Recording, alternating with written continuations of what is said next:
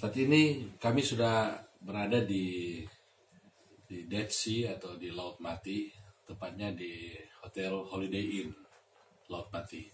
Dan saya rindu agar supaya kita merenungkan kebenaran firman Tuhan yang terdapat dalam Mazmur 103 ayat yang pertama sampai dengan ayat yang kelima. Saya akan membacakan firman Tuhan ini, tapi sebelumnya saya ingin berdoa.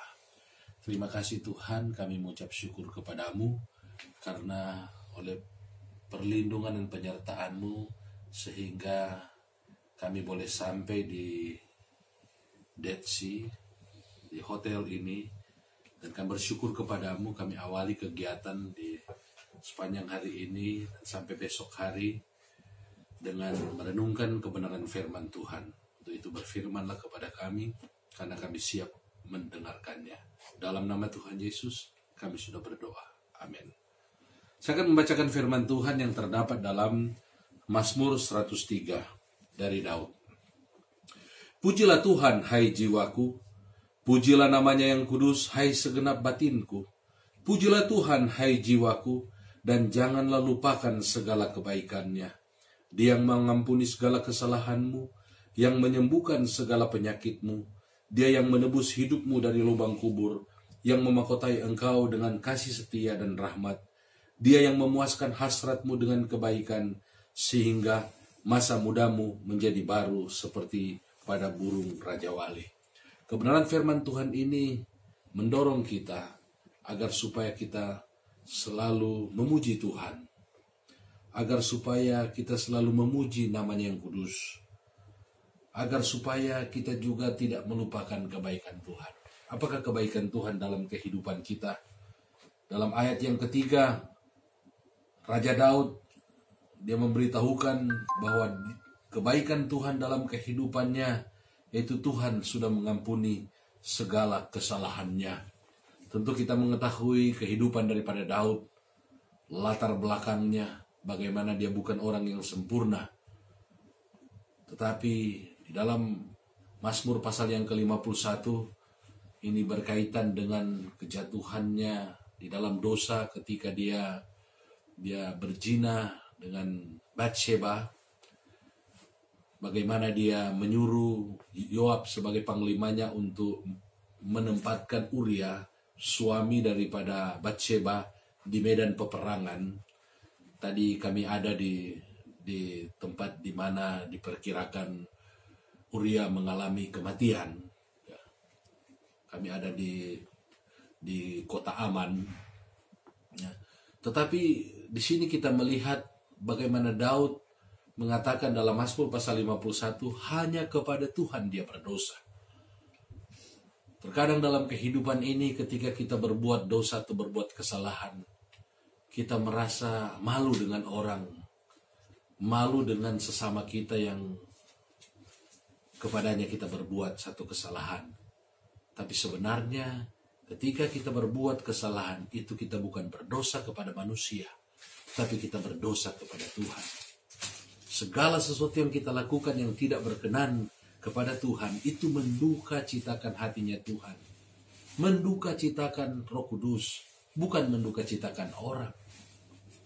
Dan Daud menyadari akan kebenaran ini. Daud bangkit dari kegagalan, dia mengakui dosa-dosanya, dan akhirnya dia berjanji bahwa dia akan mengajarkan kepada orang lain untuk jangan mengikuti jalannya. Dalam kehidupan juga kita sebagai orang-orang yang tidak luput dari kesalahan.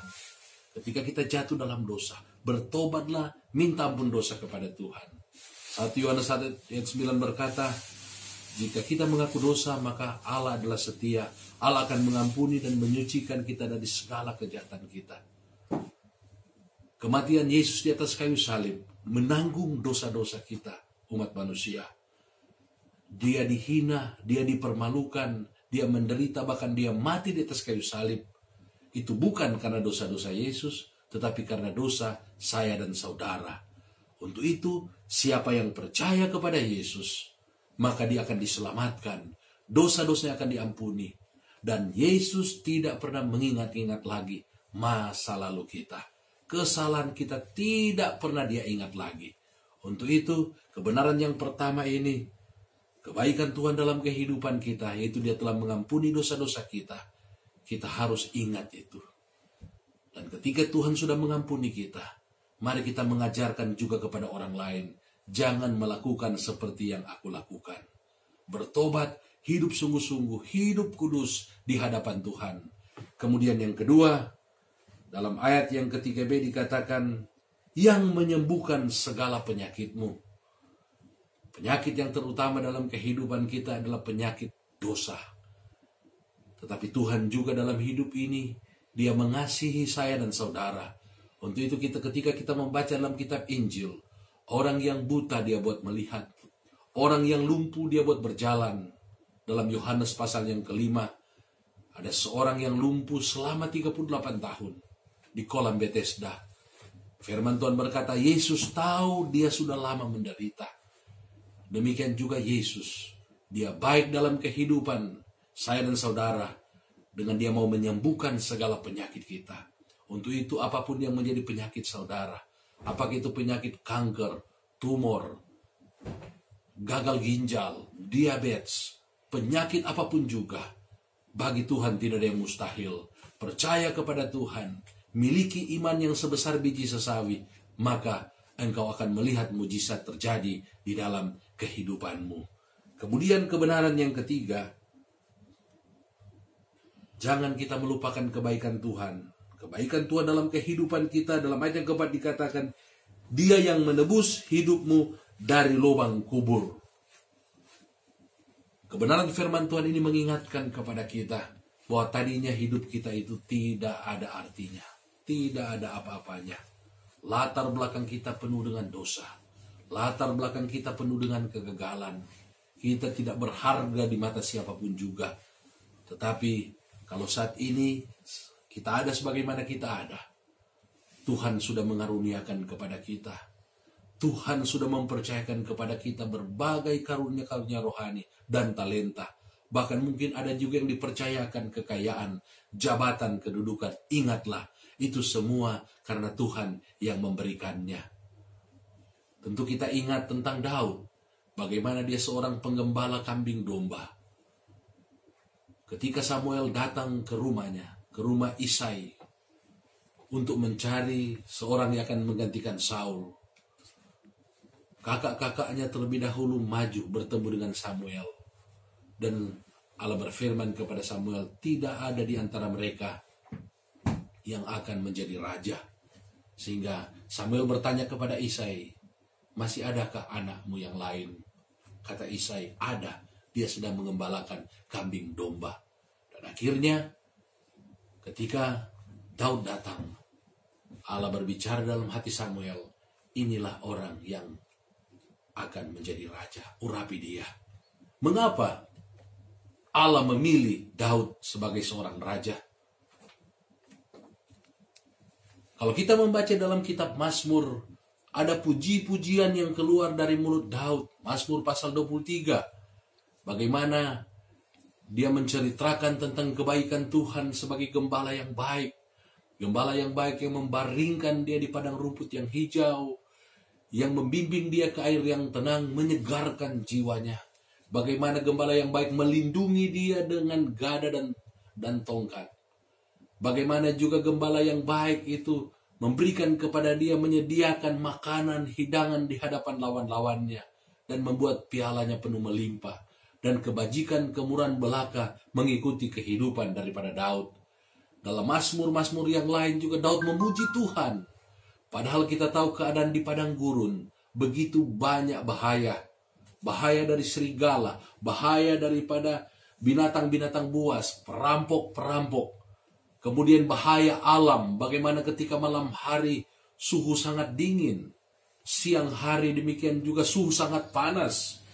Tetapi itu tidak membuat Raja Daud bersungut-sungut. Itu tidak membuat Raja Daud menyalahkan orang tua yang menunjuk dia untuk mengembalakan hanya 2-3 ekor kambing domba. Melainkan selalu ada ucapan syukur yang keluar dari mulut Daud. Dan inilah yang Tuhan kehendaki dalam kehidupan kita. Apapun keadaan kita, ingat mengucap syukurlah di dalam segala hal. Hati kita harus mengalir dari dalam hati kita puji-pujian kepada Tuhan. rasa syukur kepada Tuhan. Dan Daud tidak melupakan kebaikan Tuhan yang telah memilih dia. Dari seorang penggembala kambing domba 2-3 ekor. Dan Allah mengangkat dia, mengambil dia, menjadikan dia, pertama-tama menjadikan dia sebagai panglima daripada Saul. Kemudian mengangkat dia menjadi anak mantu daripada Raja Saul. Kemudian mengangkat dia menjadi raja atas Yehuda selama 7 tahun. Dan setelah itu mengangkat dia menjadi raja atas Israel selama 33 tahun. Jadi selama 40 tahun Raja Daud menjadi seorang raja. Dan dia menjadi termasyur bukan hanya di Israel, tetapi di dunia pada waktu itu. Dan Daud tidak pernah melupakan Tuhan, yang dikatakan oleh firman Tuhan menebus hidupnya dari lubang kubur, dan yang memahkotai dia dengan kasih setia dan rahmat. Kemudian kebenaran yang keempat, kebaikan Tuhan dalam kehidupan kita. Dikatakan dia yang memuaskan hasratmu dengan kebaikan, sehingga masa mudamu menjadi baru seperti pada burung Raja Wali. Ketika Tuhan menyelamatkan saya dan saudara, Tuhan menyertai kehidupan kita. Tuhan memenuhi kebutuhan-kebutuhan kita. Seperti yang dikatakan oleh Paulus, Allahku akan mencukupi segala keperluanmu menurut kekayaan dan kemuliaan dalam Kristus Yesus. Dan saya dan saudara sudah mengalaminya, karena itu merupakan kebaikan Tuhan. Kiranya Tuhan Yesus memberkati kita semua yang mendengarkan firman Tuhan ini. Dari Dead Sea, firman Tuhan ini disampaikan. Shalom, Tuhan Yesus memberkati.